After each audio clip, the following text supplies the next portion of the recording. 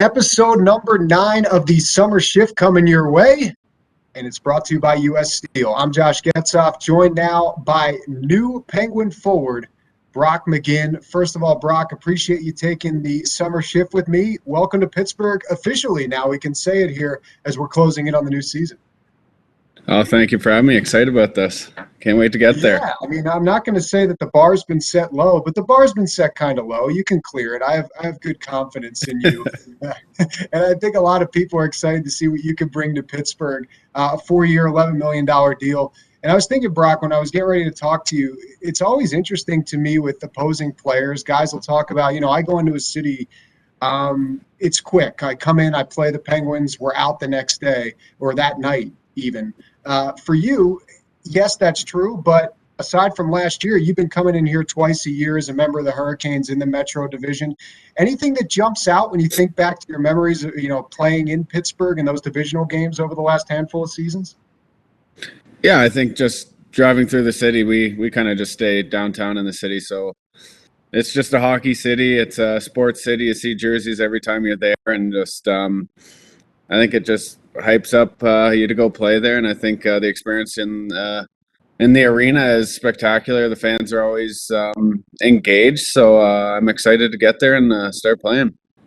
A lot of people excited to see you play and get here. I'm sure your old teammate probably threw you a tip or two, Vince Trocheck from just outside the city.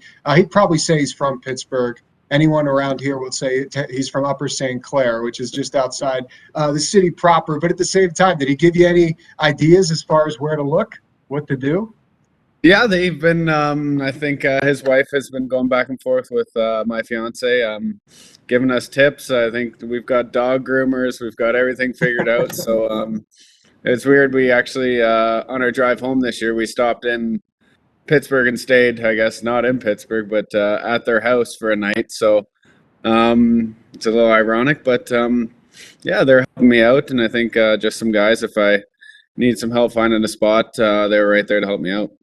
That's awesome. Yeah, obviously Vince is part of a group that has done pretty well and is continuing to do pretty well in their NHL careers here from Western Pennsylvania. You'll make it your home here for the next 4 seasons coming up. I heard something about a dog in there. Let's stop right here now. What kind of dog are we talking about here? What's the name? We need to know the details. It's a big dog community.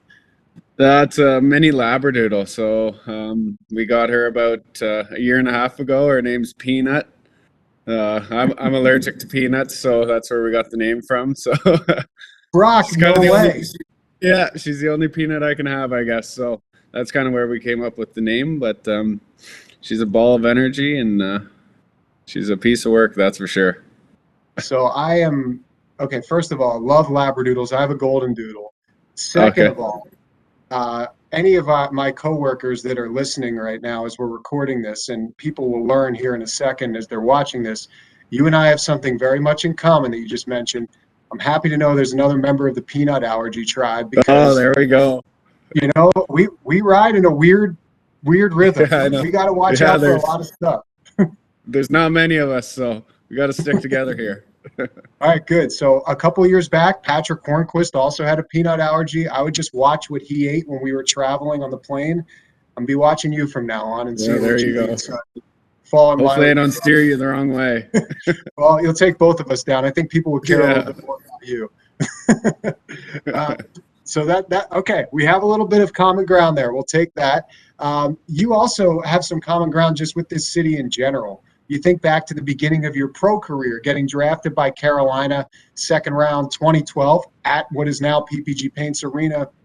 I'm sure, you probably envisioned that your career would be with the Hurricanes for the majority of it, and if not all of it, when a team drafts you. I think that's probably how most players would picture it. But in a bit of a roundabout way, now you're coming full circle, I guess, to play your home games in the building where you were drafted. Have you thought about that at all?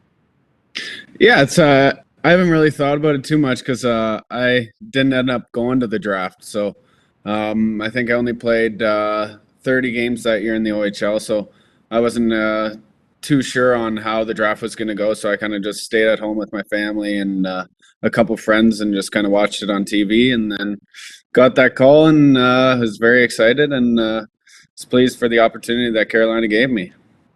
Yeah, and you obviously made the most of it there, kind of progressing as a player and also just situational usage every year. And that brings you now over to Pittsburgh, a guy that you worked with in Carolina at points in your careers, now behind the bench as an assistant coach here with the Penguins and Mike Vellucci. I know he has a hand in the penalty kill. I know you are a penalty killer by nature, among other things, as far as your attributes and what you can bring to this Penguins lineup. What kind of a relationship do you have with Mike, and how eager are you, if that is a strong relationship, to kind of continue to build it and grow it here with the Penguins? Yeah, I've got along with Mike ever since I've got to know him. So I think he knows his stuff, and I think I'm looking forward to talking to him about some PK stuff or whatever it be. And I think we both respect each other, and I think just coming into Pittsburgh, it's nice knowing a face, and just looking forward to getting there. Yeah, I definitely think that'll be a winning combination between you and him here with the Penguins. Going back a little bit in your life, as we know, your new home is Pittsburgh. Your former home was Raleigh, but your hometown is Fergus, Ontario. So I like to do a little bit of research when I see these kind of things, and I think you probably know where I'm going with this. I was thinking, what are some of the big things about Fergus, Ontario? What jumps out? And the first thing that caught my eye, because I'm weird and things jump out to me, is the Scottish Festival and Highland Games. Yeah. First of all, are you a frequenter of the Scottish Festival and Highland Games? Have you ever gone when you were younger?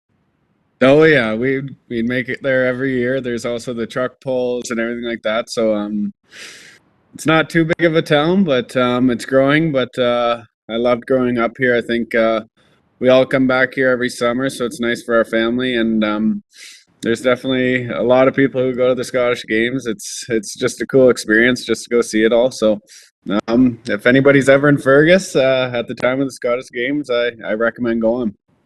That's good to know. So if I did go, if I was in Fergus at the time of the Scottish Games, and let's just say you wanted to do some extra off-season training, and I'm like, okay, where can I find Brock McGinn? Am I going to see him at the hammer throw, the tug of war, the caber toss? What's going to happen?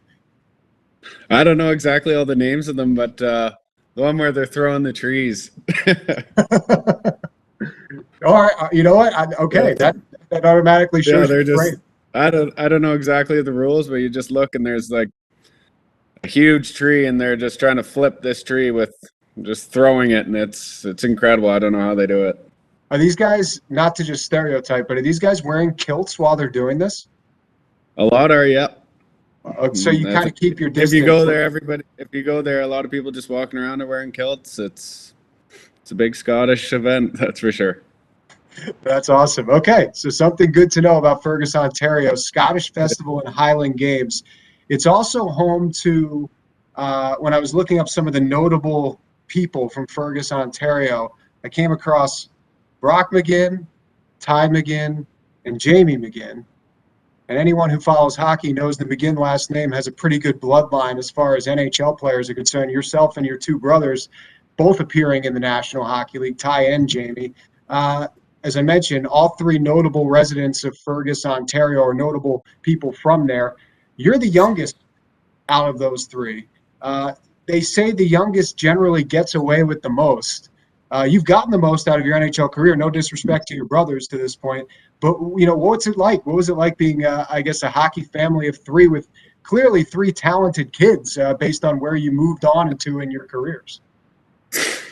I definitely got away with a lot of stuff. I think I could suck up to my mom a little bit and kind of get under my brother's skins and get away with it. But it was a blast. I think we pushed each other growing up so much, and luckily our parents built a backyard rink every winter, so we would all go out there and battle each other. And I think we spent more time on the ice than we did indoors. So always just having our friends over skating, and we enjoyed it. I think that's where we get our competitiveness. I think whether it was on the ice or just in the house, we were playing mini sticks or who's getting that first scoop at dinner. So I think everything we did, we tried to push each other, and I think that's one of the reasons we got to where we are today. Yeah, clearly set the foundation. I assume they're probably, between the backyard rink, the mini sticks, everything in between, there are probably some good stories in there. Is there anything I know that a lot probably jumped to mind, but if you wouldn't mind sharing maybe something that stands out to you, maybe from the outdoor rink, any kind of games you guys played that jumps out as far as a memory of growing up with two brothers in a high competitive hockey environment. Yeah, I can't really think of an exact story. Just going out there, I think my parents definitely had to come break it up sometimes. I think whenever you're losing, you don't want to lose to your brother. So there'd be some heated moments, but we always had fun with it, and just reflecting on it together, it's always a blast to do. It's awesome. And I'm sure, obviously, as we mentioned, Ty and Jamie have their own NHL history, but I'm sure they'll have an interest in the black and gold this year with the McGinn family ties now to the Pittsburgh Penguins. I have to say, Brock, when I think about all of life's greatest treasures, I am certainly someone who enjoys free swag. And by saying that, in our conversation so far, maybe the peanut connection, I'm Yeah. hoping it puts me in line and in the good graces for some Roanoke Rail Yard Dogs gear. Am I okay with that? Yeah, you're good. Well, I'll have to get some out to Pittsburgh and spread it out, so that'll be good. Yes, that's awesome. So for people who don't know what I'm talking about, you own a hockey team, which is pretty cool. You and your family do in the Southern Professional Hockey League. Own them since 2015. Your brothers, as we mentioned, Ty, Jamie, your dad, Bob, your mom, Corey. What has that experience been like to own the Roanoke Rail Yard Dogs? It's been good. I think at the start we really didn't know what we were getting into, so we were flying around a couple cities and we landed on Roanoke. So I think it's been fun for our family. I think we're learning the other side of hockey as well while we're playing it. I think my dad, he kind of handles the stuff during the season where our main focus is our hockey, but we get out every summer to Roanoke and we run a kids camp. So the numbers are growing each year, so it's nice to see the growth of hockey out there down south, and it's a lot of fun, and you definitely learn a lot of things. And I think we all appreciate both sides of hockey now and how much work is put in. Yeah, it's interesting too. I was thinking, you look around the NHL, there are some owners that are more public than others. I mean, I think obviously here in Pittsburgh, you have a legend of the game in Mario Lemieux. Where you came from in Raleigh, you have a different kind of thinking owner in Tom Dundon. I mean, there are a lot of different bits and pieces with you wearing that ownership hat. What have you learned in that role? I mean, that's as you mentioned, kind of a different pivot from being the player, I would imagine, but seeing the operations side of things has got to be a little eye-opening as well. Yeah, it is. You don't really think about what all goes into a hockey team, whether it's the travel, the hotel situation, food, fans. There's just so much that goes into it and so much time. And I think just having my dad help the team out so much when we're not there. I think he was retired, but I don't think he's really retired anymore, my mom will say. But he puts a lot of effort into it, and I think he has a very big passion for the team. You're involved in a couple of, I guess, organizational goals within the Rail Yard Dogs that I read about. You mentioned the camp that you guys do in the summer to help grow the game in the region, but there's also an annual game that benefits the Muscular Dystrophy Association, and you guys have done some work with private animal shelters in the Roanoke region. Is there anything in particular that led you to those causes, or were they just something that spoke to you as far as just stuff in need in that area? Yeah, I think it's just something that speaks to us. I think anytime you can give back to the community, I think that's huge. So I think if there's a way that we can help, I think we're going to look at an option to do so. So I think our family is going into Roanoke and not just trying to make money on a hockey team. We're trying to help a community. We're trying to build fans and get people to love the game that we love. So I think it's a fun experience for us, and we just hope for the best going forward. Well, we certainly hope for a successful season that you'll oversee there in Roanoke and also that you'll be a part of here in Pittsburgh this year. All right, Brock, we're going to move on now to what we call a little bit of rapid fire. I hesitate to use that term because we're going to move kind of slowly here, but it's the same uniform questions that every person who sat in that seat in the 8 episodes before you has answered. So I have no pressure on you for them, but we have some high expectations of All certain right. things. We'll Sounds start good. now. Yeah, we'll start now with one superstition that you have. Uh, Gotta have a good 2 hour nap on game days. Okay, 2 hours. All right. Yeah. Do you like set the Get a good timer on that? shutdown. Pardon? Yeah, Do you set usually the it's kind timer? of, I'm not sleeping for 2 hours, but I'll lay my head down and probably fall asleep for an hour and a half or so. But yeah, Nice. I need a nice nap. That's impressive. I feel like if I nap for over an hour, I would never recover the rest of the day. So Yeah. I don't think I could stay up that late if I didn't nap. fair point. That's good. That makes sense, actually. All right. What is something that you can't live without, or something of great significance that you possess?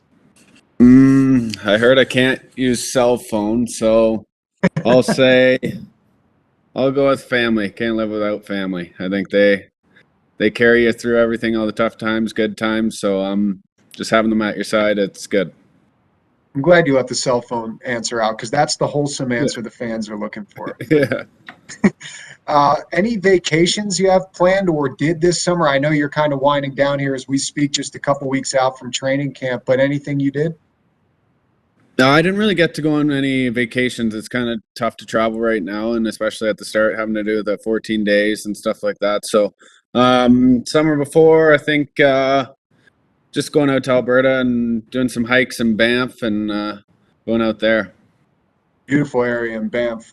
Did Mhm. I hear you say that is it fiance? Correct? Yep. Yeah. When's the Freshly wedding? this summer. Next summer the wedding is. So in July. Awesome. Yeah. Congratulations. Yeah. It's a big life achievement there and the No, contract. So big summer. yeah, seriously, everything's coming up rock. Uh, Yeah. all right. So one thing I've had everyone do before you that I'm going to put you on the spot with now. We can all think back. For me, I think back to when I was in second grade and traded a pack of sour warheads for the Boys to Men CD. And it was the first CD I ever owned. And when I came home and had like the parental advisory sticker on it, and my Yeah. mom took it from me and said I couldn't listen to it, but I still listened to it. So if you think back to your first CD or first album you ever owned, I'm sure there's something that jumps to mind, and I'm sure maybe there's a song from that album that jumps to mind. So here's what I mean by putting you on the spot. I Yeah. need you to hum that song for me. I'm going to try to guess what it is. I'm trying to pick a song here quick. Um,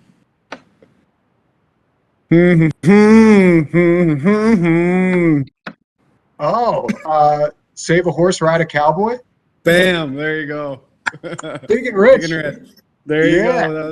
I think that was my first CD. Oh, Brock. Okay, so you love country music then. Yeah. Yeah. All right. Big We're going to country get music. along. Yeah. Between the There we go. peanut allergy and the country music, we're on the right path. I think we can hang There out. we go. All right. Two truths and a lie is the next thing. Okay. So for those of us that aren't familiar, I'm just going to lay it out real quick, give you some time to think here. Brock is going to give me three things that he'll present as truths. I have to guess the lie. If I guess a truth out of those three, he wins. If I guess the lie correctly, I win. So two truths and a lie. Brock McGinn. Yeah. Two truths and a lie. Now you got me really on the spot here. I drink my coffee black. My favorite movie is Step Brothers, and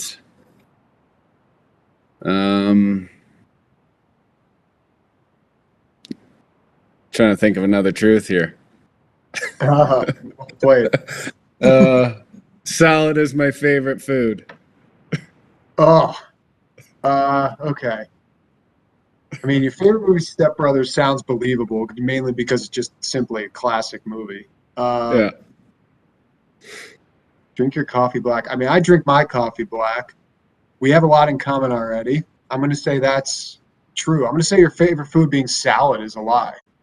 You're correct there. Yeah, man. That's a tough one to think of, like right on the spot. I don't know. I know. I should have probably laid that one Have out. to make it challenging. We got to keep you on your toes. It's not going to be all softballs, you know? Yeah, there you go. All right. Well, thank you for getting me back in the win column. I'd been knocked off the horse the last couple of weeks, so I'm glad to get back in the win column with that one. There you go. Glad I could help you. All right. Now, our last thing, Brock, and then we're going to let you go. For the fans out there, some recommendation of something you're currently into. And this could be anything. It could be like a TV show, a Netflix show, a book, a movie, song, podcast, workout, really anything that you're into right now. Actually, we kind of just started this show on Netflix. We're really enjoying it. It's called, we're big into like cooking and just fun food things. So we watch, it's called Somebody Feed Phil, and he's the writer of Everybody Loves Raymond, and he kind of just travels across the world and going and checking out different food spots in each country and stuff. So he's a comedian, and he just he makes us laugh, and it's just I think you learn so much about different cultures and stuff like that. So it's something we enjoy watching. So it's called Somebody Feed Phil. Nice. Okay, we'll write it down. Never can go wrong with a food show, in my opinion. Exactly. Well, Brock, I really appreciate you taking the time. Again, welcome to Pittsburgh. We're really excited to have you. Looking forward to seeing what you're going to do on and off the ice here, but of course, as a member of the Penguins in this upcoming season. And good luck with the move. Good luck with the dog grooming search. I have a couple recommendations if you need some as well. There we go. And, we'll see you in town in just a few weeks. Awesome. Thanks a lot. Thanks for having me on here. All right, that is Brock McGinn, Penguins winger, and this has been episode 9 of the Summer Shift presented by U.S. Steel. We'll catch you next week for the finale, episode 10 of the Summer Shift.